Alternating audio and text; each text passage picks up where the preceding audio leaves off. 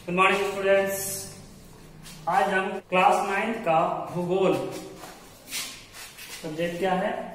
भूगोल। भूगोल का अध्याय 1 यानी कि चैप्टर नंबर 1 पढ़ेंगे, जिसका नाम है स्थिति एवं विस्तार। स्थिति किसका? हमारे देश भारत का। मतलब ये कैसा है, ये इसका लंबाई, चौड़ाई, ऊंचाई, ये बताना, ठीक है। उसके बाद जो है ये कितने दूर तक फैला हुआ है, इसका एरिया कहां तक का, ये बताना, ठीक है। चलिए हम देखते हैं। सबसे पहले भारत जो है पूरी दुनिया में एक अनोखा देश है।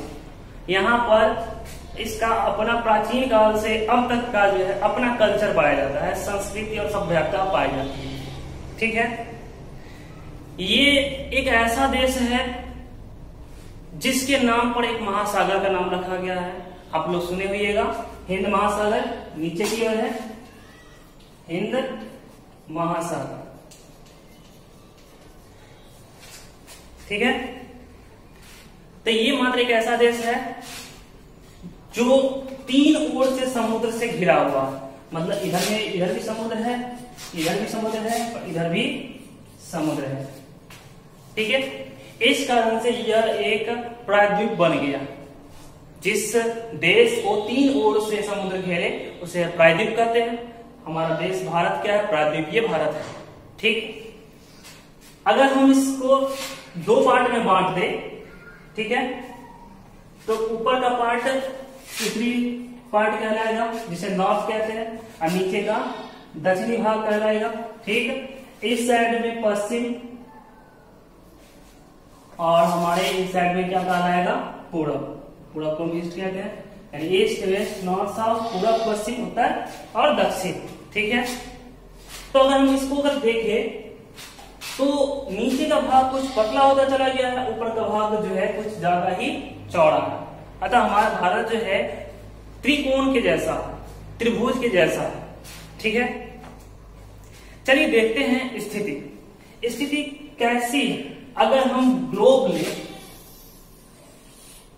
ले और ग्लोब को जो है विषुवत रेखा, ग्लोब की जो बीचों बीच की रेखा होती है, क्या होती है? विषुवत रेखा होती है। तो विषुवत से रेखा से ऊपर की ओर जो क्षेत्र आते हैं उसे उत्तरी क्षेत्र कहते हैं, ठीक है, और नीचे वाले क्षेत्र को दक्षिणी क्षेत्र कहते हैं, ठीक है। 2 पार्ट में बांटने के बाद इसके बाद जो है फिर एक और टुकड़ा कर दे तो हमारा ये ग्लोब यानी कि पृथ्वी 4 टुकड़ों में बढ़ जाता है, ठीक। जिसमें से इस साइड का पूर्वी भाग और इस साइड का पश्चिमी भाग कहलाती है। हमारा भारत जो है यहां पर पाया जाता है, कुछ यहां पर, यानी कि हमारा भारत जो है उत्तर की ओर और पूर्व की ओर है। अर्थात हमारा भारत का स्थिति कहां पर है? तो उत्तर पूर्व में है, ईस्ट वेस्ट, नॉर्थ ईस्ट में, नॉर्थ ईस्ट, यानी कि उत्तर पूर्व में हमारा भारत पृथ्वी पर है, पाया जाता है, ठीक है। चलिए अब देखते हैं क्या है कि हमारा भारत का जो है स्थिति क्या है। भारत छोटा मोटा देश नहीं है, काफी बड़ा देश, बहुत बड़ा देश है, ठीक है। इतना बड़ा कि एरिया में जो है ये देश पूरे विश्व में जितने भी देश हैं उनमें 7वां स्थान रखता है, ठीक है। कौन सा स्थान रखता है? 7वां स्थान रखता है, ठीक है, 7th एरिया में। तो हम देखते हैं इसका स्थिति। इसका मुख्य भूभाग जो है जमीन वाला इलाका है। ये जो जमीन वाला इलाका जो कह रहे हैं, ये मुख्य भूभाग जो है 8 डिग्री 4 मिनट, ये है आपका 8 डिग्री 4 मिनट उत्तरी अक्षांश से। ये अच्छा इस तरह की जो ग्लोब पर इस तरह का लाइन आप देखे होइएगा, इसे अक्षांश रेखा कहते हैं। और इस तरह का जो रहता है उसे हम देशांतर रेखा कहते हैं, जो ध्रुव की ओर झुकता हुआ चला जाता है, ठीक है, समझ में आया? तो हमारा जो भारत है कुछ इस तरह का है, ठीक है। तो सबसे निचला छोर जो है वो 8 डिग्री 4 मिनट उत्तरी अक्षांश की ओर है। सबसे ऊपर का जहां पर हिमालय का क्षेत्र पाया जाता है वो जो है सो आपको 37 डिग्री 6 मिनट उत्तरी अक्षांश पर पाया जाता है। ठीक है, यानी कि यहां से यहां तक का जो है सो पृथ्वी पर लोकेशन बता रहे हैं कि पृथ्वी पर जो है भारत का स्थिति कहां पर है ये, तो पृथ्वी पर जो है ये 8 विषुवत रेखा से उत्तरी अक्षांश की ओर 8 डिग्री 4 मिनट उत्तरी अक्षांश से 37 डिग्री 6 मिनट उत्तरी अक्षांश की ओर है। ठीक है, अक्षांश रेखा पर दिखा दिए। अब जो खड़ी लाइन है जिसे देशांतर रेखा कहते हैं, देशांतर रेखा में कहां पर है, तो ये देखिए ये आपका एक देशांतर रेखा है। तो इस जगह पर 68 डिग्री यहां पर है क्या, 68 डिग्री 7 मिनट 68 डिग्री 7 मिनट पूर्वी देशांतर से 97 डिग्री 25 मिनट 97 डिग्री 25 मिनट पूर्वी देशांतर तक फैला हुआ है। ये जो पूर्वी देशांतर है ये है आपका 97 डिग्री 25 मिनट। ठीक है, तो भारत की स्थिति समझ में आ गया कि 68 डिग्री 7 मिनट पूर्वी देशांतर से 97 डिग्री 25 मिनट पूर्वी देशांतर तक हमारा भारत स्थित है। ठीक है, इसका दक्षिण में विस्तार कहें तो 6 डिग्री 45 मिनट एक्स्ट्रा है। ठीक है, इसका अगर कहें हम दक्षिण में, दक्षिण नीचे की ओर है तो दक्षिण में इसका विस्तार कितना है, 6 डिग्री 45 मिनट। ठीक है, उत्तरी अक्षांश से शुरू होता है इसका विस्तार, उत्तरी अक्षांश से क्या होता है, शुरू होता है। समझ में आया। इसके सबसे निचले बिंदु को इंदिरा पॉइंट कहा जाता है। इसके सबसे निचले बिंदु को क्या कहेंगे, इंदिरा पॉइंट कहते हैं। ठीक है, और उत्तरी बिंदु को कहते हैं इंदिरा कॉल। अब इंदिरा पॉइंट और इंदिरा कॉल समझ में आ गया। ठीक है, चलिए अब आगे देखते हैं। हमारे भारत के 23.5 डिग्री 30 मिनट, ठीक है, से एक रेखा गुजरती है जिसे हम कर्क रेखा कहते हैं। ठीक है, जो भारत के बीचों बीच से गुजरती है। ठीक है, तो ये देखिए हमारा भारत ये रहा। ठीक है, और इस भारत के बीच से जो है एक कर्क रेखा गुजरती है। कौन सी रेखा गुजरेगी, कर्क रेखा गुजरती है। कर्क रेखा गुजरती है, कितने डिग्री से गुजरती है, 23 डिग्री 30 मिनट उत्तरी अक्षांश से गुजरती है, जो भारत को 2 पार्ट में बांट देती है। ठीक है, ये गुजरात से होते हुए गुजरती है और 2 पार्ट में जो है इसको बांट देती है भारत को। गुजरात से, झारखंड से, बंगाल से होते हुए ये गुजरती है। ठीक है, एक पार्ट ऊपर की ओर उत्तरी भारत और एक पार्ट नीचे की ओर दक्षिणी भारत, 2 पार्ट में बांट देते हैं। ठीक है, इसके बाद जो है सो हम देखते हैं, ये रहा हमारा भारत। ठीक है, अब हम देख रहे हैं कि हमारा भारत जो है लगभग यहाँ गुजरात के बाद से यहां से नीचे की ओर पतला होता चला गया है। लगभग यहाँ पर का स्थिति बता देती, ये 22 डिग्री उत्तरी अक्षांश की ओर है।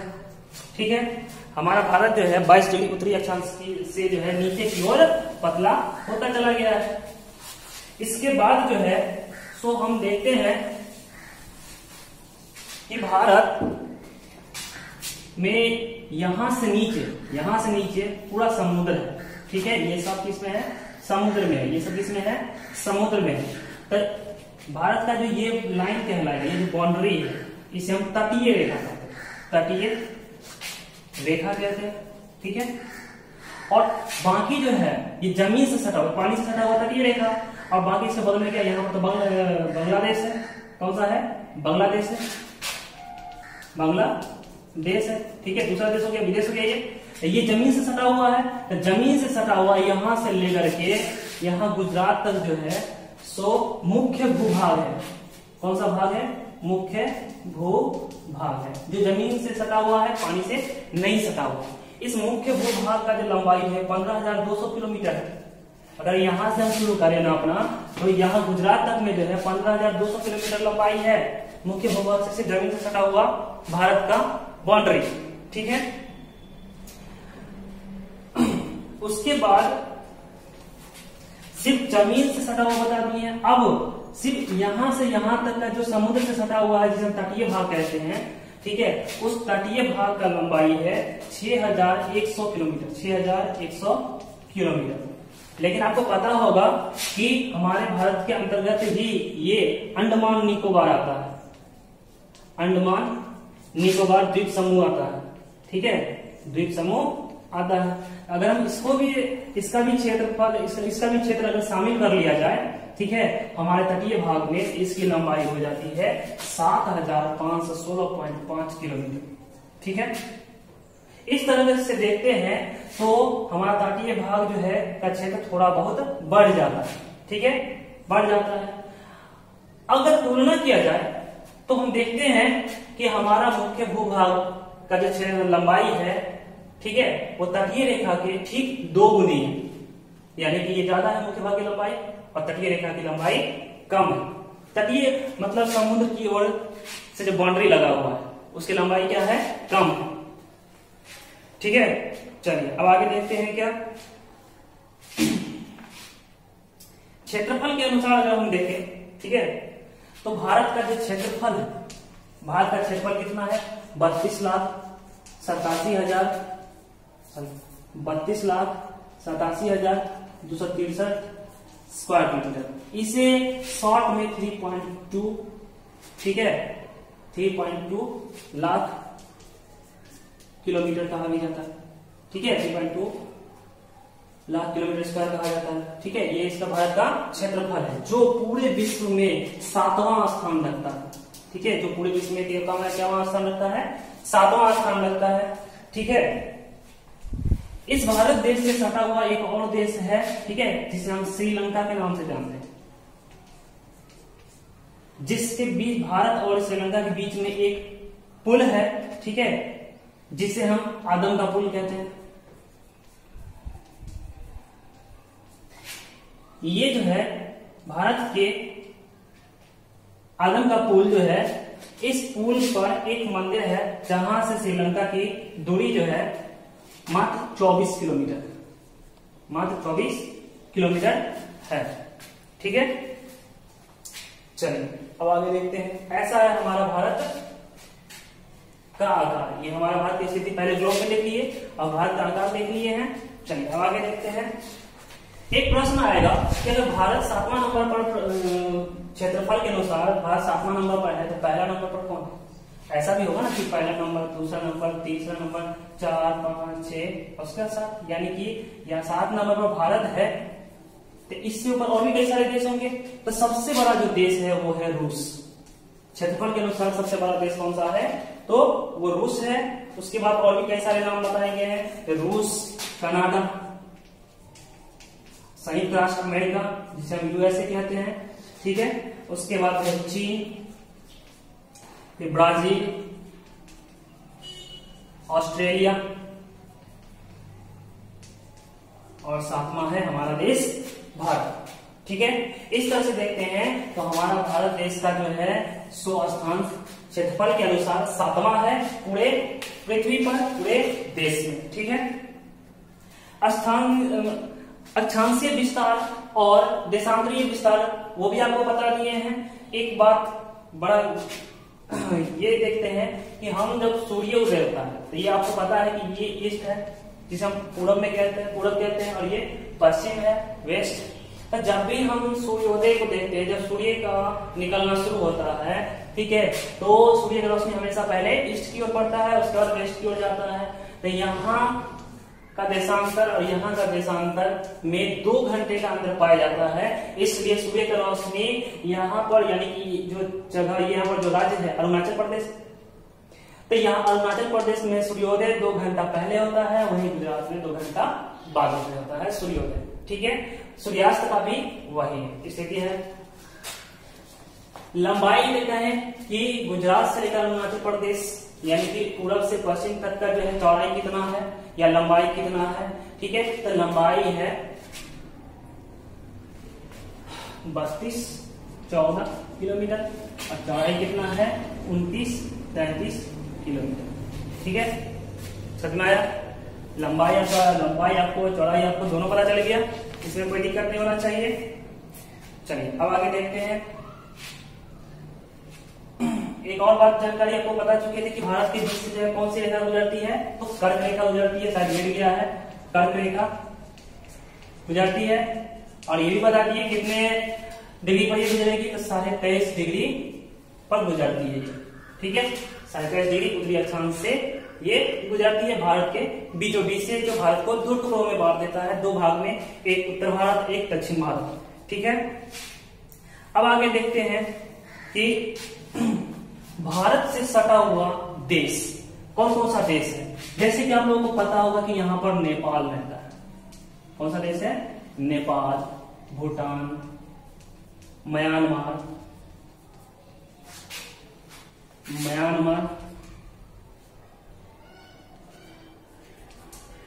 इधर है चीन, यहाँ पाकिस्तान,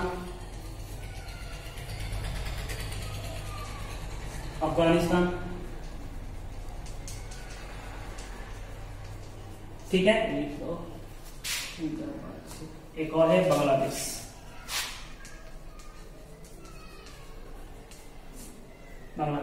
ठीक है, इस तरह से देखते हैं तो 7 ऐसे देश हैं जो हमारे भारत के बाउंड्री लाइन से सटा हुआ है।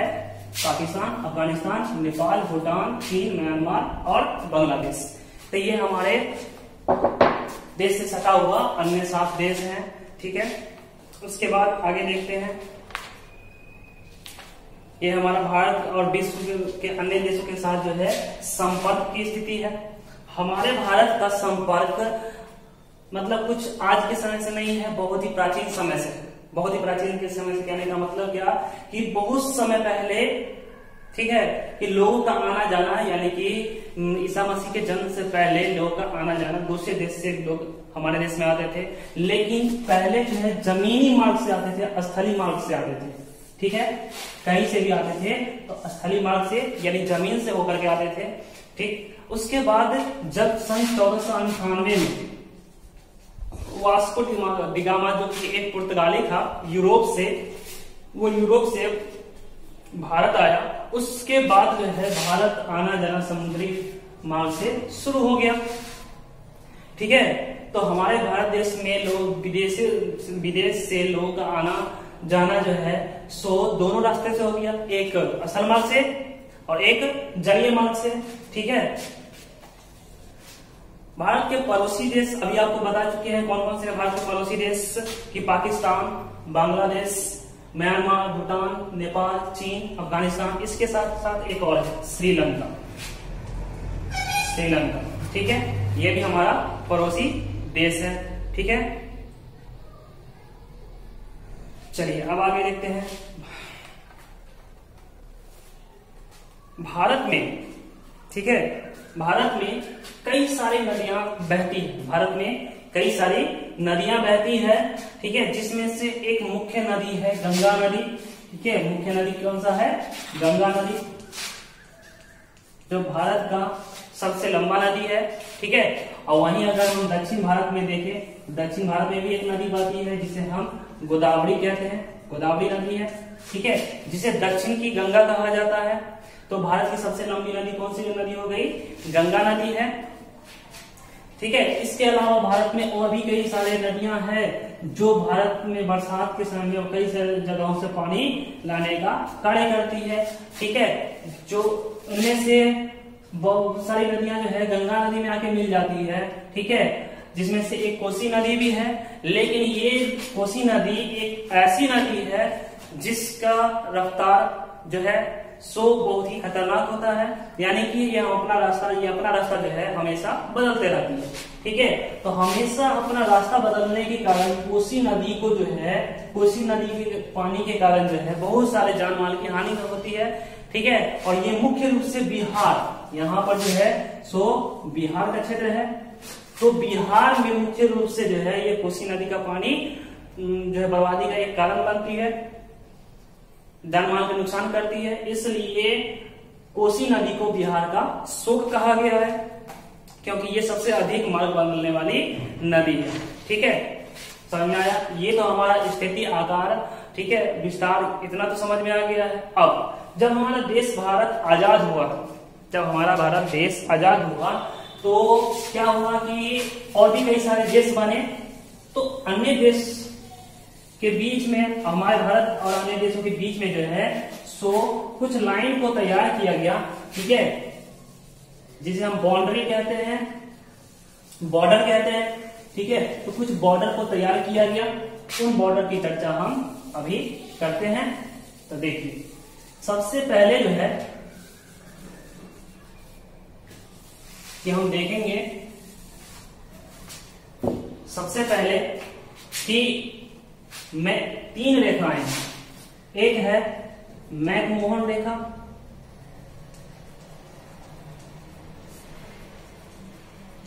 दूसरा है रेड क्लिफ रेखा, ठीक है, फिर है डुरंड रेखा। इस तरह से देखें, जो विपत्ति का मुख्य कारण बनती है, ठीक है, उसके लिए रेखाओं का निर्माण किया गया है। सबसे पहले देखिए कि डुरंड रेखा पाकिस्तान, पहले हिंदुस्तान और अफगानिस्तान के बीच में था, ठीक है। यहाँ पर जो है अफगानिस्तान है और यहाँ पर जो है क्या है, पूरा पाकिस्तान है। समझ में आया? तो पहले की ये जो रेखा थी डुरंड, अफगानिस्तान और पाकिस्तान के बीच, सॉरी, अफगानिस्तान और हिंदुस्तान के बीच में था। लेकिन जब देश आजाद हुआ, भारत देश जब आजाद हुआ, तो यही रेखा जो है पाकिस्तान में चला गया। तो डुरंड रेखा अब पाकिस्तान और अफगानिस्तान के बीच की रेखाएं हैं, ठीक है। वहीं भारत और पाकिस्तान के बीच की रेखा रेड क्लिफ लाइन है, ठीक है। और भारत मैकमोहन रेखा जो है भारत और चीन के बीच की रेखा है, ठीक है। इसके अलावा जो है अंत में सिर्फ एक चीज बाकी है, वो क्या है कि सागर, हमारे भारत के नीचे दक्षिणी इलाका में जो सागर पाए जाते हैं वो कौन कौन से सागर हैं। तो हम देखे हैं क्या कि अरब सागर है, अरब सागर, हिंद महासागर और बंगाल की खाड़ी। इस तरह से ये 3 सागर हैं जो हमारे भारत को 3 ओर से घिरा हुआ है। यहां पर एक पाक जल डमरू मध्य है, पाक जल डमरू मध्य, जो भारत और श्रीलंका के बीच पाई जाती है, ठीक है। इसी पाक जल संधि पर जो है, पाक जल डमरू पर जो है आदम का पुल बना हुआ है, ठीक। इस तरह से हम देखें तो हमारा भारत की स्थिति और विस्तार का ये चैप्टर जो है कंप्लीट होता है। अब जो है हमें क्या करना है, इसका प्रश्न उत्तर बनाना है। तो प्रयास कीजिए आप लोग इसको सेल्फ स्टडी करके, बढ़िया से पढ़ के खुद से प्रश्न उत्तर इसका तैयार करने का, ठीक है। 2 बार हो 3 बार हो इसको देखिए, ठीक है, रिपीट कीजिए और पढ़िए ज्यादा से ज्यादा, सेल्फ स्टडी।